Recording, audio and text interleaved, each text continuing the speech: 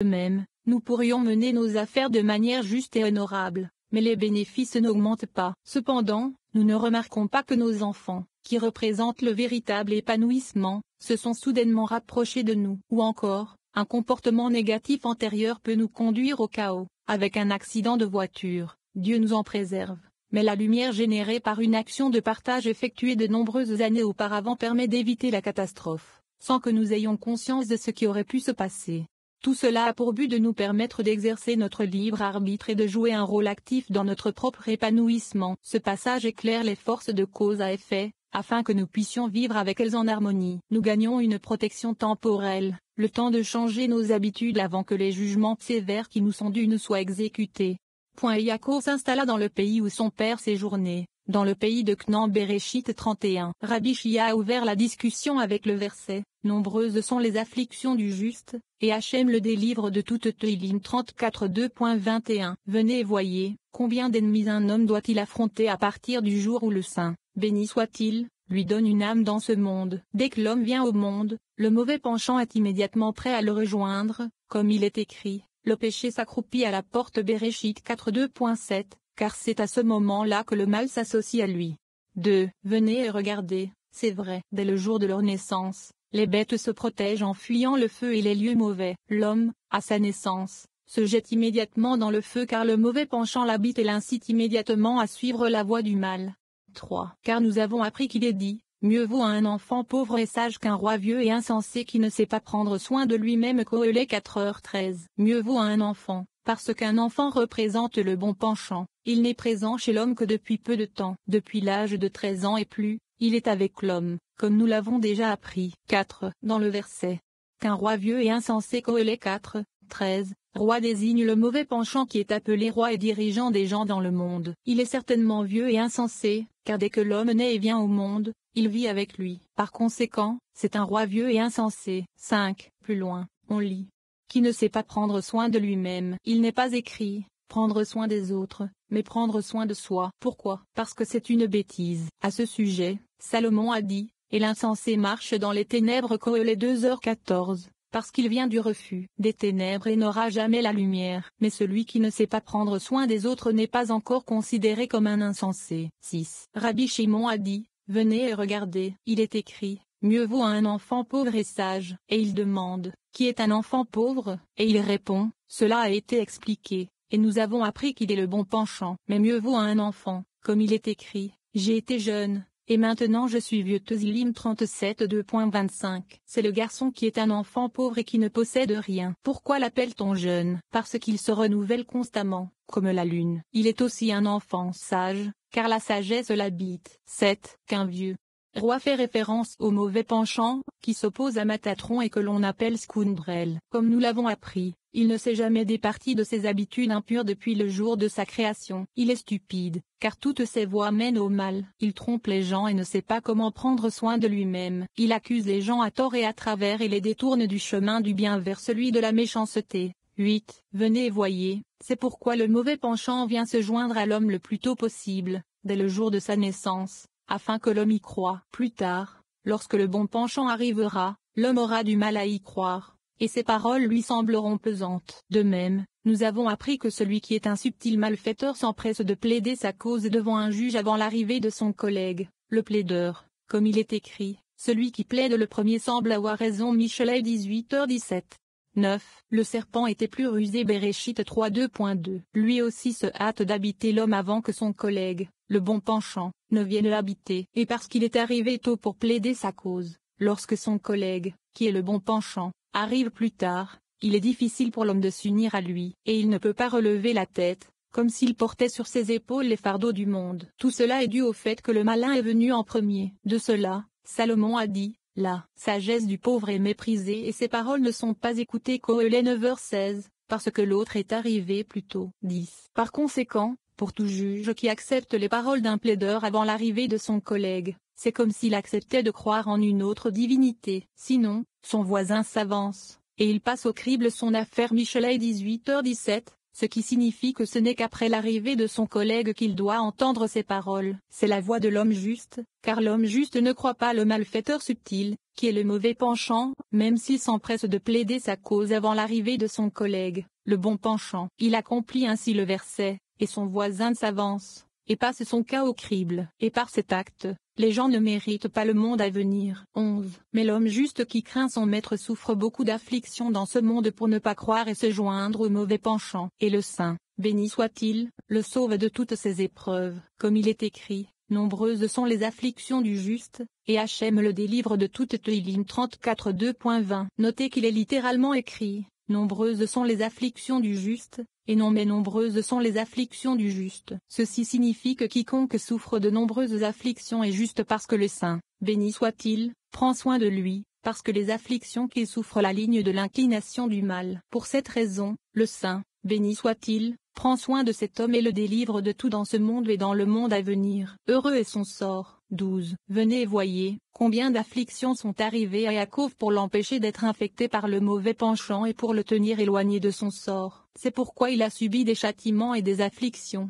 et n'a pas eu de repos tranquille. Il a dit, je n'ai pas eu de repos, je ne me suis pas reposé, je n'ai pas été tranquille, et pourtant les ennuis sont venus. Io 3h26. Venez et regardez, combien d'afflictions les justes subissent-ils dans ce monde, trouble après trouble, douleur après douleur, afin qu'ils puissent mériter le monde à venir. 13. Combien d'afflictions Yaakov a dû subir. Comme il est écrit, je n'avais pas de repos dans la maison de Lavan, et je ne pouvais pas lui échapper. Je n'avais pas non plus de repos à cause de cette souffrance que le ministre d'Ésav m'infligeait. Et après cela, il y avait la peur d'Ésav lui-même. Je n'étais pas non plus tranquille, à cause de Dina et de Sichem. 14. Pourtant, le trouble est venu. C'était le trouble et la confusion au sujet de Yosef, qui était l'affliction la plus dure de toutes. Pourquoi? Parce qu'Yaakov aimait Yosef, qui est le secret de l'alliance par laquelle Yaakov est entré en Égypte. C'est pourquoi Yaakov l'aimait tant. Après cela, il est écrit, je me suis souvenu de mon alliance. Béréchit 9h15. Toute la rédemption était pour lui, parce que la Shechina était là avec lui, avec l'alliance, qui est Yosef. Ainsi, la confusion au sujet de Yosef a été plus dure pour lui que toutes les autres afflictions qui lui sont arrivées. 15. Et Yaakov s'établit dans le pays où son père avait séjourné, dans le pays de Canaan. Rabbi Ozi a ouvert la discussion avec le verset, le juste périt, et personne ne le prend à cœur, et les hommes miséricordieux sont enlevés, personne ne considérant que le juste est enlevé du mal à venir. Yeshaïa 57. Le juste périt lorsque le Saint, béni soit-il, regarde le monde et qu'il n'est pas comme il devrait être, et que le jugement tombe sur le monde. Alors le juste parmi eux est enlevé afin que le jugement ne tombe que sur les autres, qui n'auront aucune protection. 16. Tant que le juste habite ce monde, le jugement ne peut être prononcé sur lui. Quelle est l'origine de ce principe? De Moshe, comme il est écrit, il a dit qu'il les détruirait, si Moshe, son élu, ne s'était pas tenu devant lui sur la brèche. Tehillim 106, 23. Ainsi, le Saint, béni soit-il, prend les justes parmi eux et les élève de ce monde. Ce n'est qu'alors qu'il reçoit la rétribution qui lui est due par les autres, comme le dit la dernière partie du passage, le juste est enlevé du mal à venir. Cela signifie qu'avant que le mal ne vienne dominer le monde, le juste est enlevé. Une autre explication est que du mal se réfère à l'inclination au mal, qui a corrompu et trompé le monde. 17. Venez et regardez. Yaakov était le choix des pères. Il était sur le point d'être envoyé en exil, mais il était juste. Donc le jugement a été retenu et n'a pas contrôlé le monde. Ainsi, le jugement ne s'est pas abattu sur le monde pendant toute la durée de la vie de Yaakov, et la famine a pris fin. 18. De même, à l'époque de Yosef, qui avait l'image de son père, l'exil fut évité car il les protégea tout au long de sa vie. Mais à sa mort, l'exil s'est immédiatement abattu sur eux, comme il est écrit, et Yosef mourut. Shemo 2.6, qui est suivi de, venez, traitons-les avec sagesse. Ibidem 10. Et ils ont rendu leur vie amère. Ibidem 14.